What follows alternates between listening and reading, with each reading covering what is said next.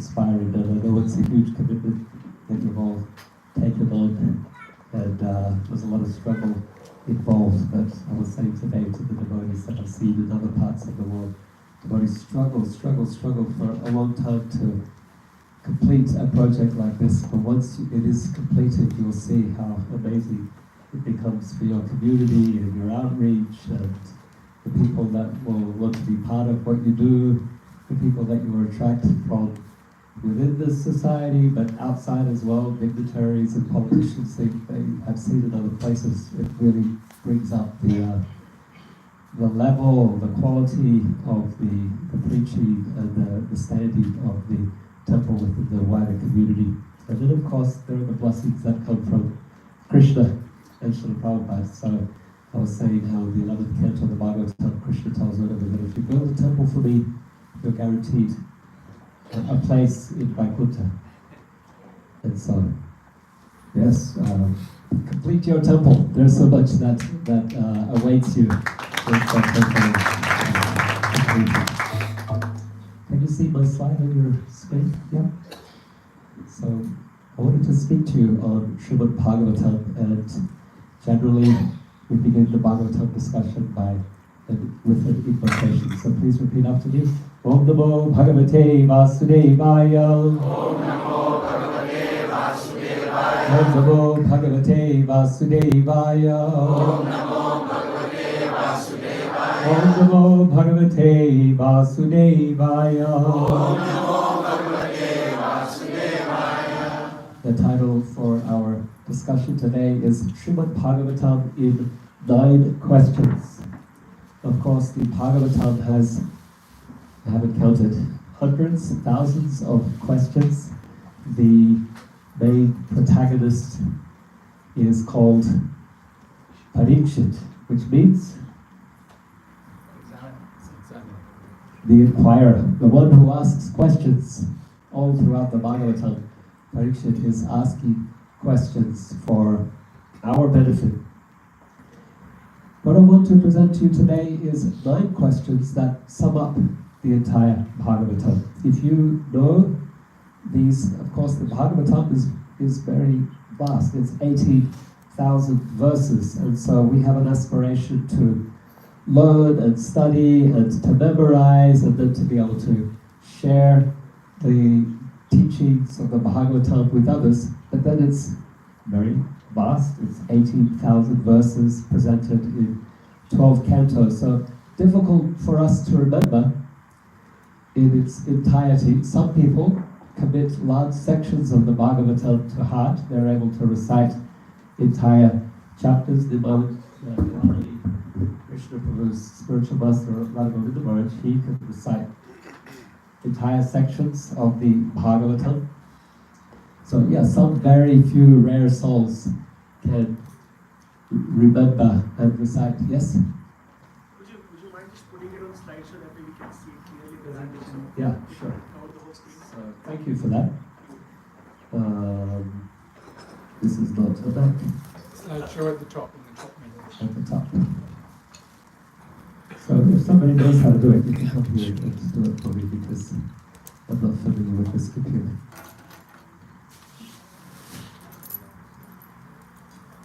Slideshow.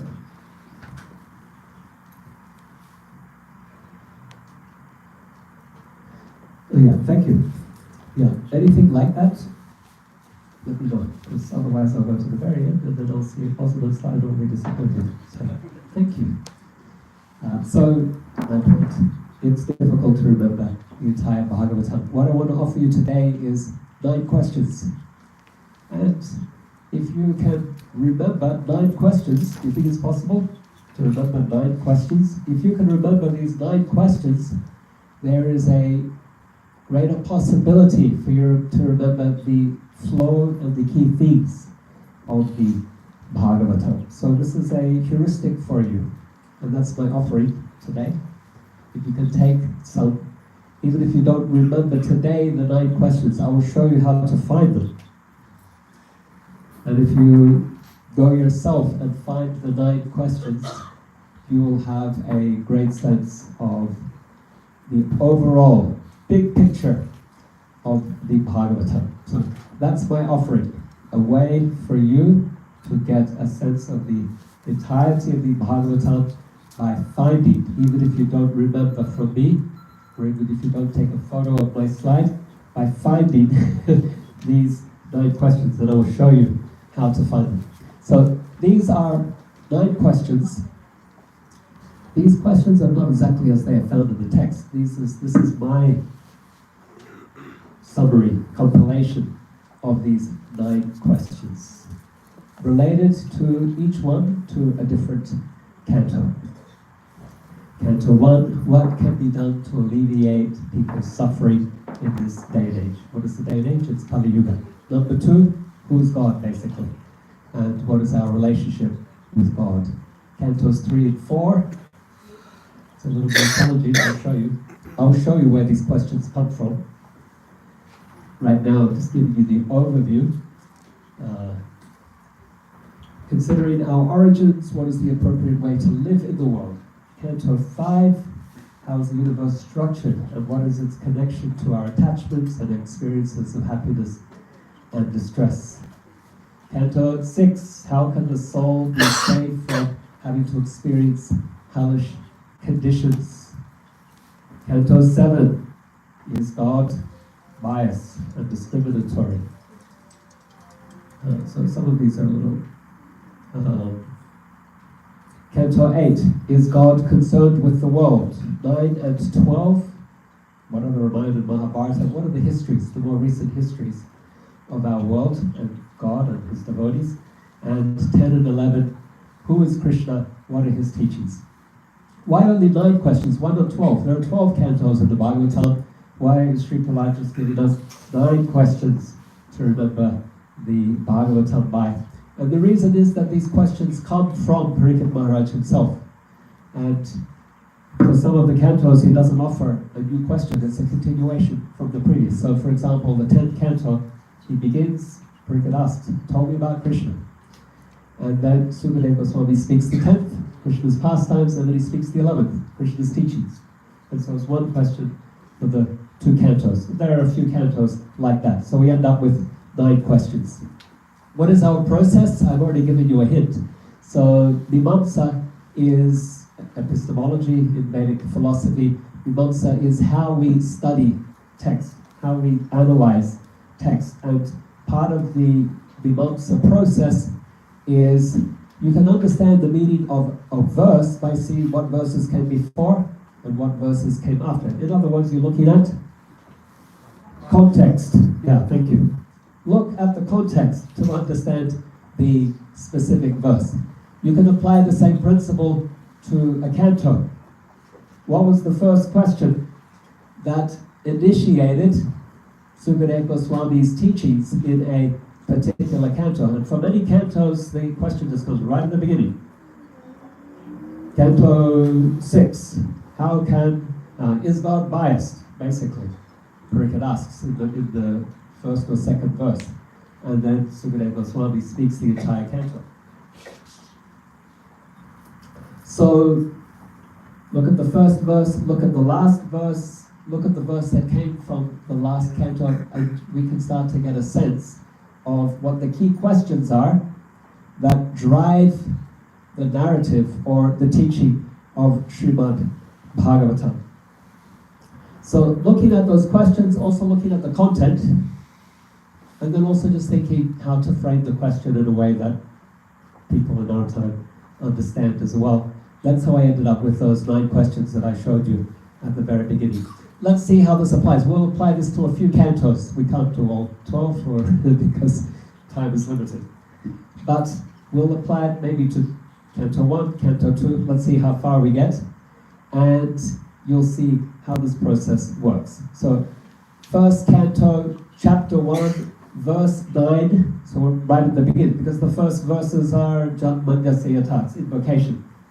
And then we're told that sages have assembled where? At the unblinking forest, Naimisharanya. And then Sutta Goswami arrives and they ask him questions. And they say, please tell us. Please, therefore, be blessed with many years the sages say to Suta Goswami, explain to us in an easy way what you have ascertained to be the absolute and ultimate good for the people in general, starting point, and then in Kali Yuga. O learned one, in Kali Yuga, this Iron Age, men are almost, they have short lives. They are quarrelsome, lazy, misguided, unlucky, and disturbed. There are many varieties of scriptures, and in all of them, there are many prescribed duties. Please select the essence of all these scriptures and explain it for the good of all living beings, that by such instructions their heart may be fully satisfied. That's the opening questions. Those are the opening questions for the first canto and for the Bhagavatam as a whole. The sages have assembled in Naimisharanya. Why? They're doing the sacrifice. Why are they doing the sacrifice? They're worried about people in Kali Yuga. They're worried about how people in Kali Yuga can be delivered. That's their purpose for assembling there. And when Suta Goswami arrives, they say, how can the people in Kali Yuga be delivered? And he says, Krishna Swadharma Bhagate Dharma Janadi Visaha Kalo Dastar Vishamesha Puranarko Dhanarita. He says, this Bhagavata Purana is as brilliant as the sun. It has arisen just after the departure of Krishna to his own abode. People who have lost their vision because of the dense darkness of ignorance in this age of Kali will get light from this Purana. The question has been asked at the very beginning, sometime later. He's giving this answer. He's spoken in more general terms, but he comes to this very concrete answer. Our sense is that this first canto is answering this question. Now, the first canto has lots of stories, lots of different stories. How do they relate directly to this question? Well, if we analyze them, we see it begins with, yes, the sages, but then Suta Goswami tells the sages how the Bhagavatam was written. It was written because Vyasadeva was concerned about people in Kali Yuga. He had done great work compiling the Vedas for the people of Kali Yuga. He wrote Mahabharata and Ramayana for people in Kali Yuga. But then he was feeling depressed. And Vyas came and said, Nard came and said to him, you have what you've done is great, but it's also confusing. You need to give a very simple, direct book for the people of Kali Yuga, focused specifically on Krishna Bhakti. And so this story is telling us how Vyas came to write, because the sages asked it. How did Vyas come to write it? And then they also asked, how did Parikshit come to hear it, and Sukadev to speak it? And so the rest of the canto tells us the answer to those questions. So we learn about how the book is written, and then how Parikshit came to be the person who will hear the Bhagavatam. And so we learn about his birth. It's just after Vyasadev's vision that we go to a battlefield. The battlefield is where Uttara is saying, Pahi Pahi Jagatpate Deva Deva Jagat Guru. Krishna, save me, Lord of the universe. Ashwatthama has fired a Brahmastra at my womb. And Krishna goes and enters her womb with his club. He protects the embryo, who is, it turns out, is Parikshit, the hearer of the Bhagavatam. This happens at the end of the Kurukshetra war. Sukadev describes how Yudhisthira, he is eventually crowned on the throne of the Kurus, how Krishna stays with him, and then Krishna leaves and goes to Dwaraka, and from there we hear about the glory of Yudhisthira's rule, but then Parikshit's birth, because he is our main protagonist. Parikshit's birth and the blessings that are given to him by the Brahmanas, and then it's about how Yudhisthira, he sees inauspicious omens, and then Arjuna comes back from Dwarka, and Arjuna is depressed, and the Pandavas decide it's time for, Narada Muni tells them, it's time for us to retire. Parikshit is crowned on the throne, And then we have stories about Parikshit going out, beating Kali. It's also relevant, right? How can people in Kali Yuga be delivered?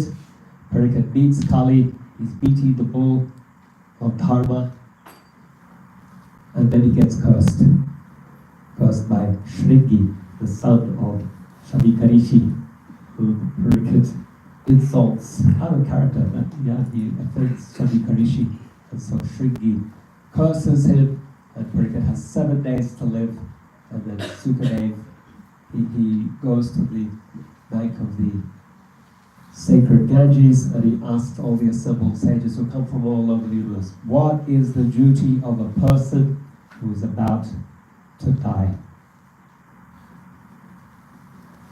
So, we've looked at this question then from the text of the Bhagavatam. We've also tried to translate it just to a contemporary kind of context. How can people in our time be relieved from suffering? What can be done to alleviate people's suffering in this day and age? And the answer is people need transcendental knowledge. Transcendental knowledge means Bhagavata knowledge. And that's the topic of the first canto. The end of the first canto leads us to the question for the second canto, because for the second canto, the question actually doesn't come at the beginning of the second canto, it comes at the end of the first. When Parikshit stands before the sages and says, "O trustworthy Brahmanas, now I ask you about my duty. Please, after proper deliberation, tell me the unalloyed duty of everyone in all circumstances, particularly those who are about to die." He asks them the question, and then Sukadeva arrives, and the sages say, "You ask him." He will instruct you. So he turns to Sukadeva, and he asks the question again. Please let me know what a man should hear, chant, and remember, and worship, and also what he should not do. Please explain it to me. This is the end of the first canto. It's giving us the focus for the second canto. Sukadeva Goswami will begin the second canto by saying, this question is glorious. What should you do? Tasmat bharata saravatma bhagavan ishvaro hari shrotavya kirti tasvyascha smartavyas chetata bhayam. You should hear about, remember, and glorify Krishna. What is the second canto about then? Krishna. It's about God. What should you do? Hear about, remember, and glorify Krishna. And that is the focus of this canto. We can analyze it very simply, and it's a complex canto, but it's actually very simple as well. Chapter 1 describes God as the universe, Vishvarupa. It gives like 4 different versions of the Vishvarupa, but essentially it tells us it's actually interesting. So the lower planets are his feet, the middle planets are his waist, that's Bhuva, his chest, Sva, his neck, and then Janatapa Maha, Satyaloka, the crown of his head. That's one vision from the first chapter. Another vision is Brahmano Syamukamasi Bahurajan Yakritaha. The Brahmanas are his face, the Kshatriyas are his arms, the Vaishyas are his thighs, the Sudras are his feet. Another vision from the first chapter. Another vision says, the hair on his head is the clouds, the hair on his body are the trees, the sun are his eyes, the moon his mind. It's describing Vishvarup in many different shapes, different versions, telling us about God as all-pervasive Brahman. Chapter 2, about the yogi finding God in the heart, Paramatma. Chapter 3 onwards, it's about Bhagavan. It's about God with whom you can have a relationship. He's the creator. The Purusha avatars are described. How he lies in the Karana ocean, how he glances at material nature, how universes come from the pores of his body, how he enters those universes as Garbhodakashayi Vishnu, how he further expands and maintains those universes as Kshirodakashayi Vishnu. But not only, he is Avatari, the source of all incarnations. He appears as Matsya, Kurma, Varaha, Narasimha, and 28 28 avatars are described. We usually have a picture, 10 avatars of Vishnu. It's a popular idea from Jayadev Goswami, the 10 avatars of Vishnu. And you read the Bhagavatam and it's 28, and then it says they're unlimited, like the waves in the ocean. This is just a general hint at the avatars of the Lord. Not 10, just 10.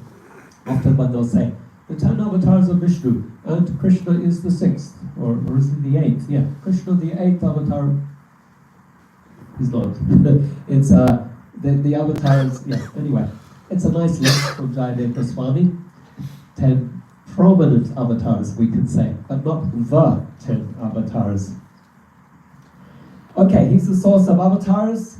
He is also the Lord who is the source of transcendental knowledge. The end of the second canto describes how Brahma meditates. He receives transcendental knowledge from Krishna as Chatushloki Bhagavatam, how he further contemplates this teaching that he receives from Krishna, and he teaches it to his son Narad, who teaches it to Vyas, who teaches it to Sukadeva Goswami, and then the last chapter of the second canto, 10th chapter, describes the 10 topics of the Bhagavatam. So Vishnu, he's the source of creation, he's the source of the avatars, he is also the source of transcendental knowledge that Sukadeva Goswami is now speaking to Parikshit Maharaj. Here's a very quick and easy way for you to remember the second canto: Brahman, Paramatma, Bhagavan. Easy as that. Chapter 1, Brahman, Vishwarup. Chapter 2, Paramatma, Lord of the Heart. And then chapter 3 onwards is about Bhagavan as Leela avatars, Purusha avatars, Leela avatars, Manvantara avatars, and so on and so forth. At the end of this second canto, because Parikshit is hearing about the Bhagavatam now, like these are the 10 topics of the Bhagavatam, and he understands that this Bhagavatam has been spoken at different times. So he says, can you tell me about the conversation between Maitreya and Vidura? They discuss Bhagavatam. And Sutta Goswami says to Sonaka Rishi says to Sutta Goswami, can you tell me about the conversation between Maitreya and Vidura? So they're both asking the question, and Sukadeva says, I'll tell you, because this is Bhagavatam. So let's go and okay. That's my summary. What is the duty of people who live and are about to die? And it is to hear about, remember, and glorify God. Canto 3. The question is what was the conversation between Maitreya and Vidura? And it's actually the question for both cantos 3 and 4. Because at the beginning of canto 4, there isn't a new question introduced. It's the same question for canto 3. And so Sukadeva Goswami just keeps speaking, but slight change of focus, and so it's a new canto. Here the Sanskrit, or here where the verses are found.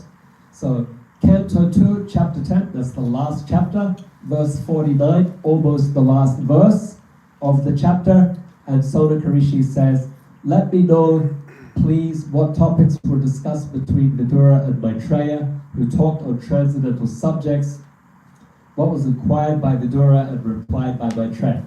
Okay. And then in the third canto, Vidura asks Maitreya. So the question at the end of the second canto, what was discussed by them? And now when we look to see what is discussed by them, he asks him, please tell me about creation. So in Canto chapter 3, verse 5, Vidura asks Maitreya, kindly narrate how the Supreme Lord, who is independent, desireless, Lord of the three worlds, and controller of all energies, accepts incarnations and creates the cosmic manifestation with perfectly arranged regular principles for its maintenance.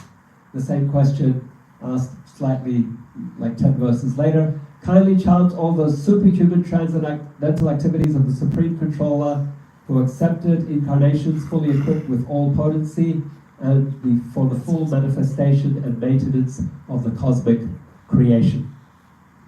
So, we have a sense here. This canto is about creation and maintenance, and that's what we get. If we analyze this canto in as a broad overview, so it starts with Vidura approaching Uddhava, but then approaching Maitreya, because Uddhava says, I have to go, I can't speak to you for long.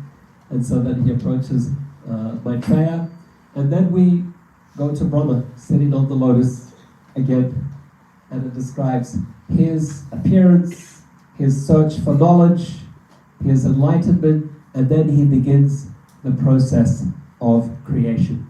And once he's created the world, then he tells his sons, have children, they're all rishis, Asita and Devala and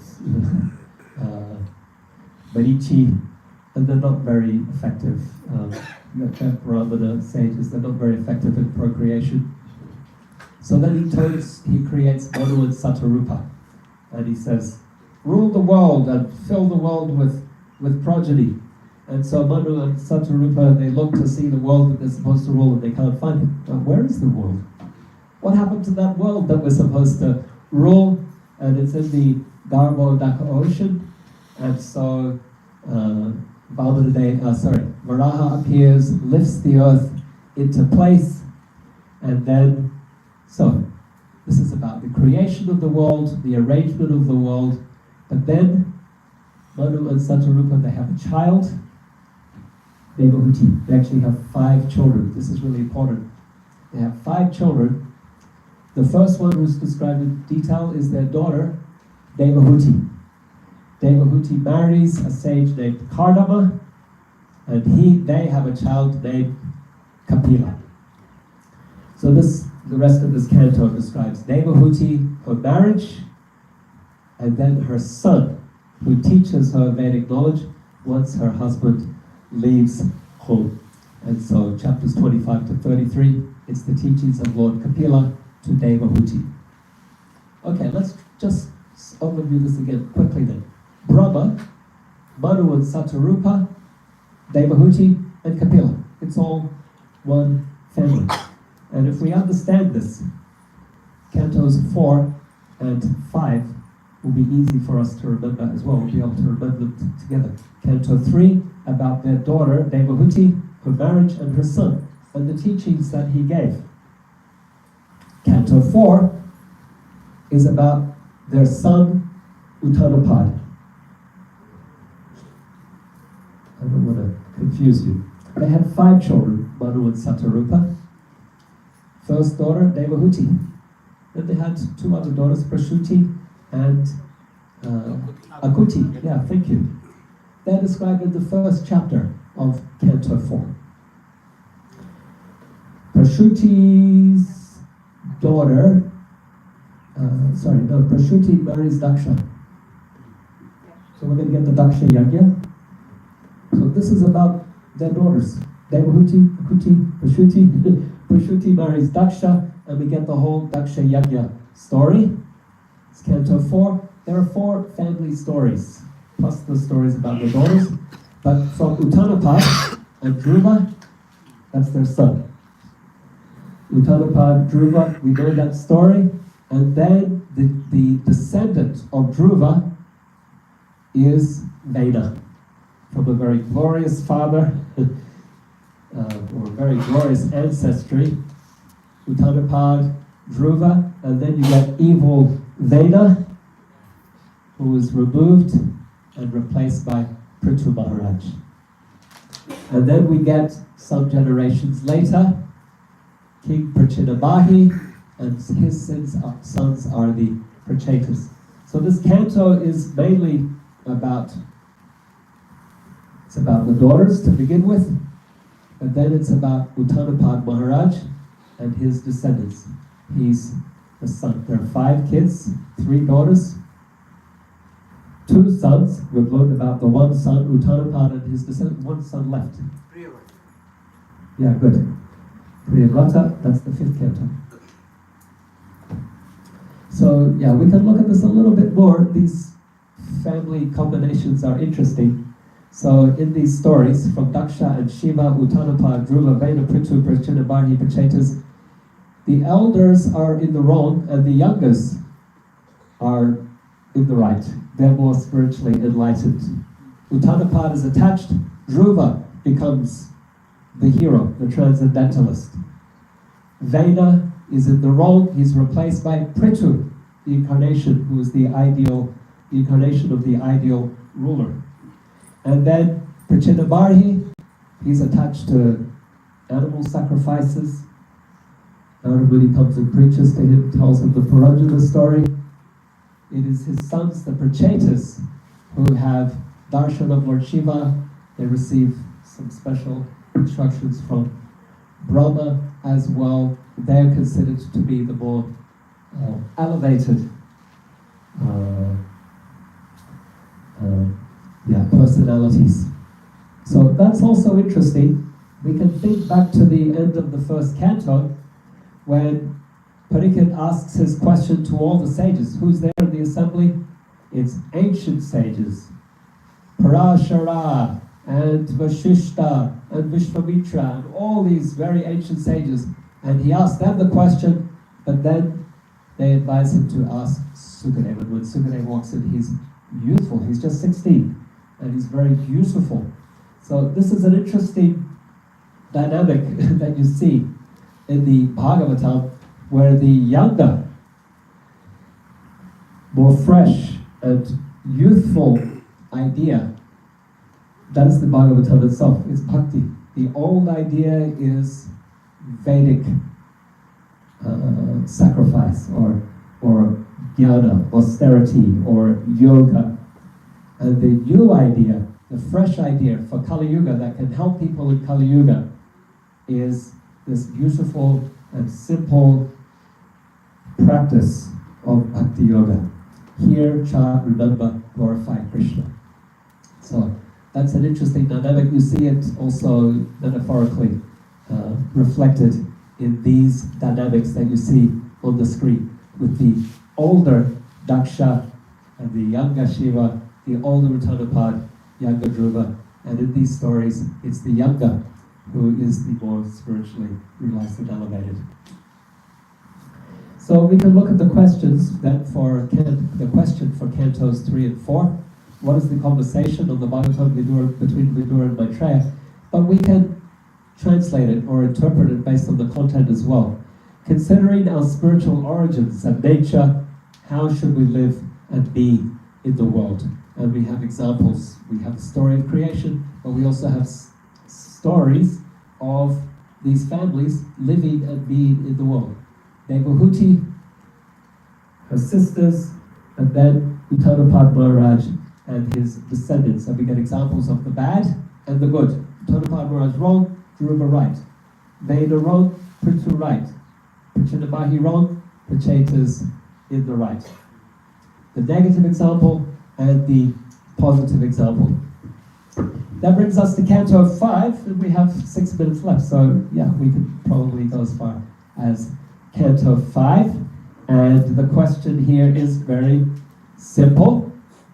Parikshit has heard about 3 daughters, 1 son, but Manu and Satarupa have 5 children. And so Parikshit asks about this other son. It's Canto 5, Chapter 1, Verse 1. Or we can look at 2 verses, verse 4 as well.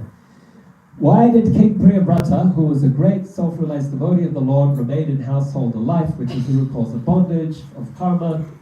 And then in text 4, how was it possible for a person like King Priyavrata, who was so attached to wife, children, and home, to achieve the topmost infallible perfection of Krishna consciousness? So this canto, we know it's about Priyavrata.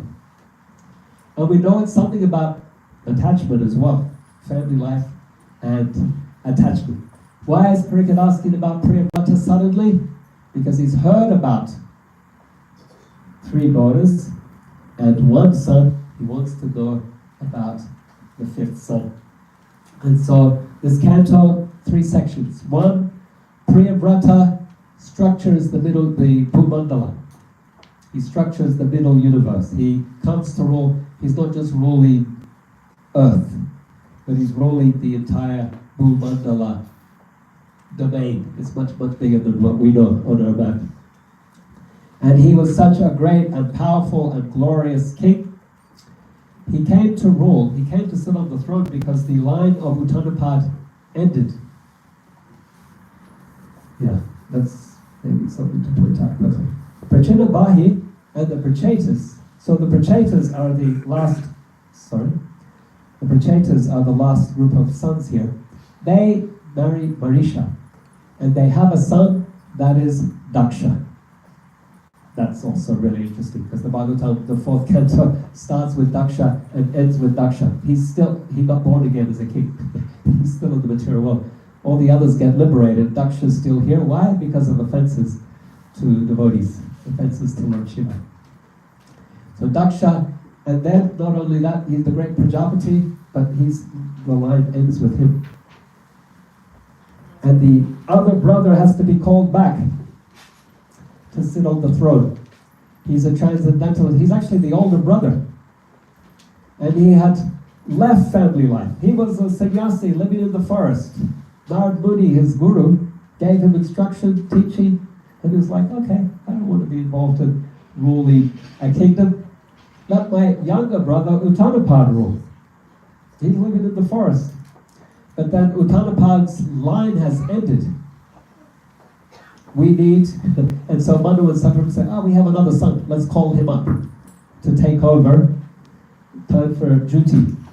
And so they approached him, Manu approached him and said, son, you must come and rule the world. Priyavrata's like, I don't want to. And then Brahma comes on his swan carrier and says, you must rule the world. And so Narada Muni's there as well. And Priyavrata's looking at Narada Muni, whose instructions do I follow here?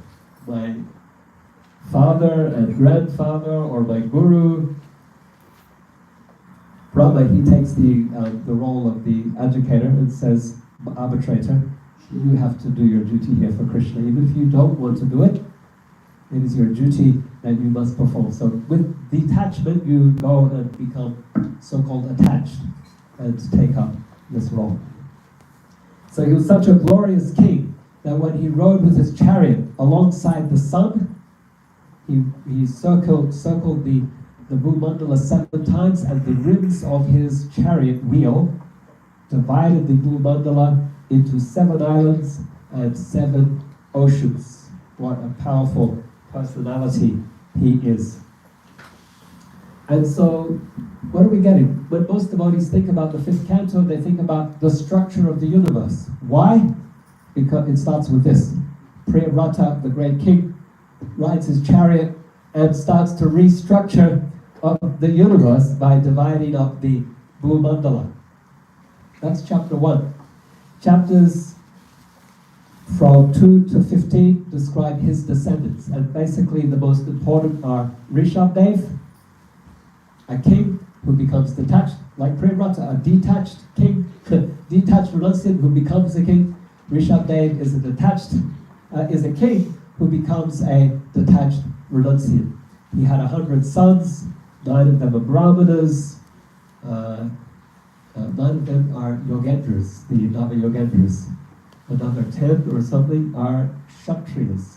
And then the rest are Brahmanas, which is also interesting.